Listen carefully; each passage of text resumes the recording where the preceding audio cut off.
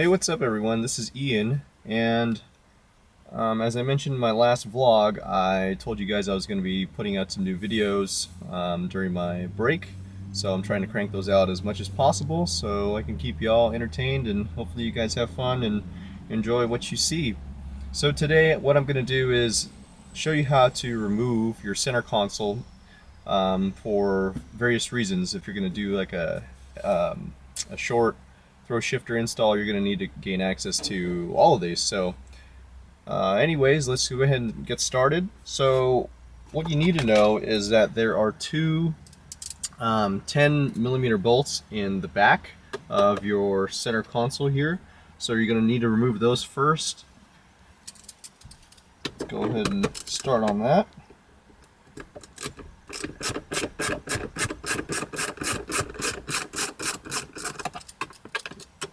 There's one.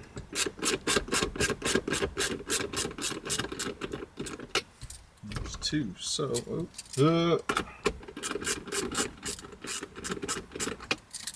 go.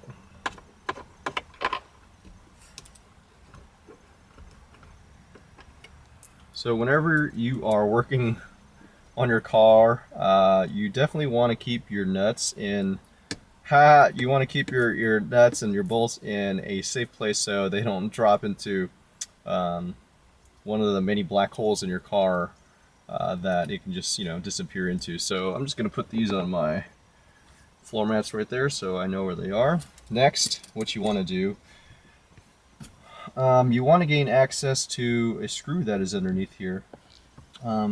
Underneath the e-brake boot. So what you're going to need to do is, as you can see, this is already kind of loose back here, and it's not held on by much except for just two prongs that somewhat go in and then just that screw. So what you want to do is just go ahead and take your e-brake, you like that?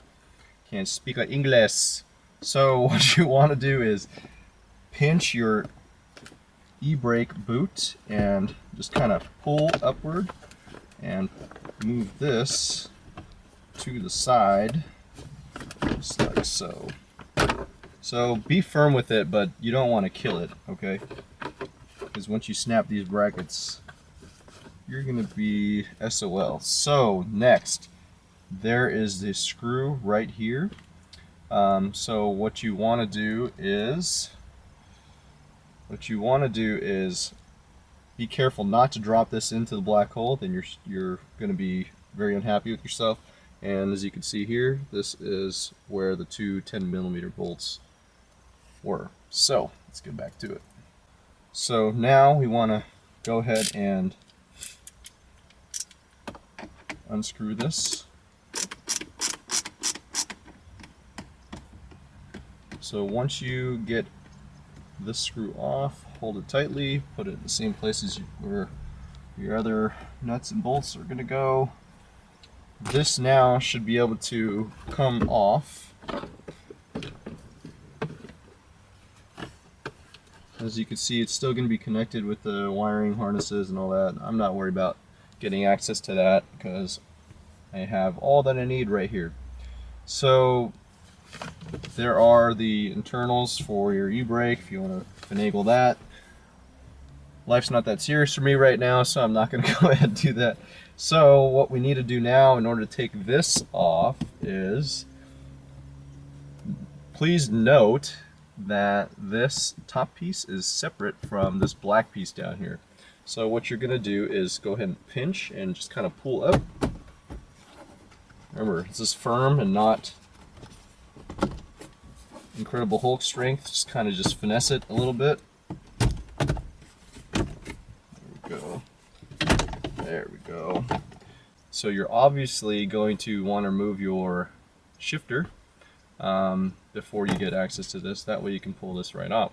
So now that this is off, we can go ahead and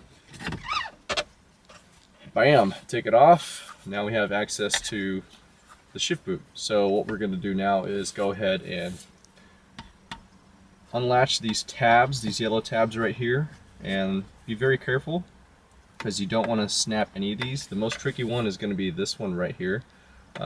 So be very, very careful. So what I'm going to do is actually start with these ones, which are much easier to take off, I'm just kind of putting just a small bit of pressure to take this out, and then we'll be good to go.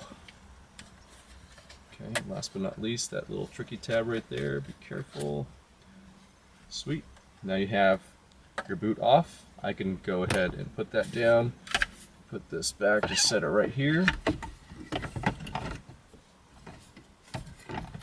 Awesome. So as you can see, you're now going to have access to this area if you want to mess with anything, install a short shifter. This already has, this came stock with the short shifter installed, so I don't need to worry about that. So now I have the shift boot off, and I can now do anything I want.